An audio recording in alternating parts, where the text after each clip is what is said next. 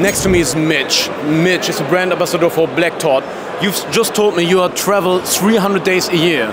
Yeah, 250 to 300 depending on the year. That's literally insane. Yeah. True. And you travel around the world to talk about Black Tot. I do indeed, yes. So yeah, I've been with the brand for 5 years now. I'm the global brand ambassador. So yeah, at the moment we're a very small company. We're a very small brand. So it's just myself running around to all the shows at the moment. So tell me about the Black Tot Day then. So 54 years ago, the Royal Navy decided to give out the last ever tots of rum. So all the sailors wore black armbands, had a little funeral for the rum, tipped some rum out at sea and called it Black Tot Day. It was the death of the rum tot. For those who don't know it, the Royal British Navy used to get a rum ration every day, right? Yes, exactly. How much was that? So by the end it was 72 mils per day, usually watered down for the junior officers. At the start it was half a pint, and they realized that's a good amount, I have to say. Yeah, they realized that was a bit too much, so they halved it again, and that became the daily tot. Why did they receive rum anyway? In the first place? Yeah, it's a great question. So if you go right back to the start of the Navy 400 or 500 years ago, water wasn't safe. So if you put water in a barrel, because that's the only thing you had to transport it in, 3-4 days go by, the water's gone green, it's getting algae in it, it's no longer safe to drink. So they realized if you took alcohol on the ships, the alcohol would last longer. So depending on which navy you came from, you would take alcohol on board. So the British took beer, the Portuguese took port, the Dutch took Geneva, the French took everything, right? Yeah. Cognac, champagne, Armagnac, they had the best back behind the fleet. That's why they lost all those battles there, right? And then when all of these colonial powers went to the Caribbean, the question was, what do we drink on the way back? And rum became the answer, because they weren't making any of those things out there. What about the myth? I heard that the Royal British Navy was impressed by the French, who always fought so fearlessly, and then they realized they just wasted.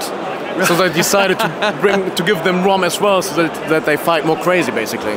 What's about that? Well, I think there's always been that idea of, you know, Dutch courage and the idea of giving a little alcohol. And I mean, you've got to think life at sea 400 or 500 years ago was tough. Wasn't easy, yeah. And a little bit of alcohol to put up with those conditions and to get through it was helpful. And you see it as well with even in the world wars. You know, the only time the army ever got rum was when it was a real big conflict, and they would give rum to the army as well, because you needed it to carry on. So. And it's good for you. You know, it helps. It helps. Yeah. All right. So first there was the Black Tot last consignment. Is that right? Last consignment was our first one. Tell me about that. Yeah. So this began around 14 years ago. Now we bottled it.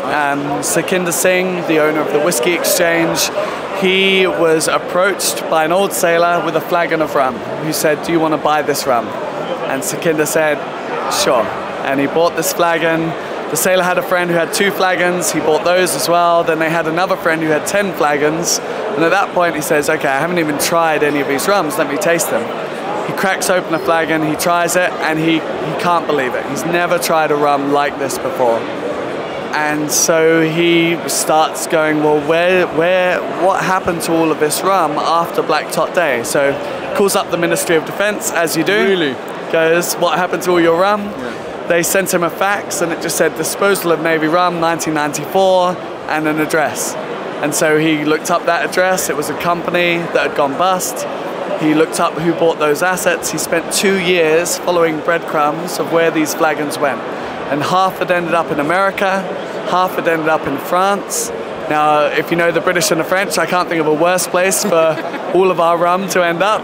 But he bought all of these flagons back and then blended them, and that's what he made last consignment with. He did nothing with it. He just blended them. He didn't added anything. He didn't re-age them. Nothing. No. It was the rum was so unique coming out of these flagons, because when you try this very old rum, if you ever get the chance to try last consignment, the flavors that are in that rum don't exist in rum today. And when you start to look at the blend, I mean, they started the blend in the early 1800s, they finished it in 1970, so you've got 150 years of this perpetual blend, and you've got to think, for most of that time, bourbon casks were not prevalent. You know, nowadays, everything we try, we think bourbon cask standard. Back then, sherry cask, port cask, wine cask, all different types of wood, so there are flavors in there which even by today's production methods, we couldn't recreate if we wanted to. So yeah, there was no need to change anything. It was more, how do we capture this moment of time? And that's what Last Consignment does. Especially, we don't really know, apart from the cask, we don't know how they used to distill, we don't really know how they used to ferment. So yeah, this is it's a lost craft basically. Well, I think there's a lot of things which certainly are lost. I mean, we're lucky, I suppose, in rum that so many of these old stills and old distilleries have existed for the last 200-300 years. So even when we lose a distillery, we still have some clue as to what may have happened. But yeah, I mean, what we do know, and this is what I always find quite fun as well, is that sometimes I'll be online and, you know, the rum forums, everyone likes to, you know, have a say on the rum forums, and they'll say, well, surely the Navy didn't buy very expensive rum. You know, maybe they bought the cheap rum back then. But the cheap rum in the 1800s was Port Morant. The cheap rum in the 1900s was Caroni. Yeah. You know, there weren't these multi-column vodka stills that we have today because the technology didn't exist back then. So whilst we might not know all of the distilleries, what we do know is that they didn't have the ability to make 96% alcohol. They did, because maybe today that's what the Navy would buy, perhaps, you know. But back then, the only thing they could buy was rich, heavy, flavorful rums. It would have been quite young, but after putting them in a vat for 100, 150 years, those flavors are going to evolve and change in ways which we will never know again. Sure, yeah. Is there a chance for somebody who's listening and who is quite interested into the original stuff? Yeah. How can they try it apart from buying a bottle for like €1,000? Yeah, it's honestly, it's getting harder and harder. The first, I joined Blacktop 5 years ago, and you know, I opened up as many bottles of Last Consignment as they'd let me. That's now getting less and less. Even now, we don't have one at the show. We have about 300 bottles left, and then it's all gone. We've limited how much we're letting out just to make sure that it lasts a couple of years, but after a couple of years it's gone. So how many were there at the first place? About 3,000. Okay. So once this is gone, that's it. So and it's not getting any cheaper. Yeah. And it's not that, you know, don't get me wrong, like it's a big investment when you're buying a bottle of rum like that, and it, you know, most places it's about €1,000 a bottle. But I love talking to whiskey people about it, because when I say to whiskey people, okay, I've got a perpetual blend from 1804 to 1970, topped up in vats for 166 years, put into flagons for 40 years from distilleries that don't exist anymore.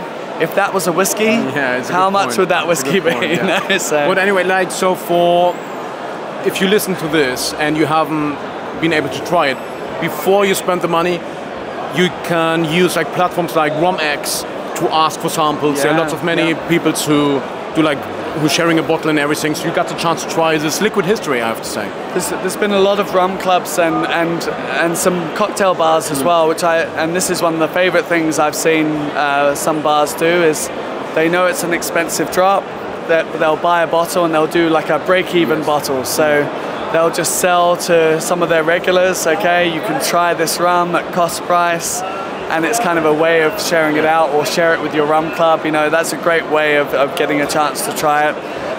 Because I mean, it is expensive to buy a dram at a bar, but as I say, it'll be a lot more expensive when it sells out. That's a good point. Yeah, so you got new bottlings as well, where you try to recreate the blend from the past, is that right? Yeah, yes and no. So I guess part of Last Consignment is that it is so unique, and we know it's very hard to recreate that flavor profile, Fair right? point, yeah. But what we did want to do is take inspiration from those blending styles and make sure that the story continues, and make sure that this idea of, you know, multi-country blends is still a thing today. Because I think we take it for granted sometimes when I say, oh, you know, this is Barbados, Guyana and Jamaica together.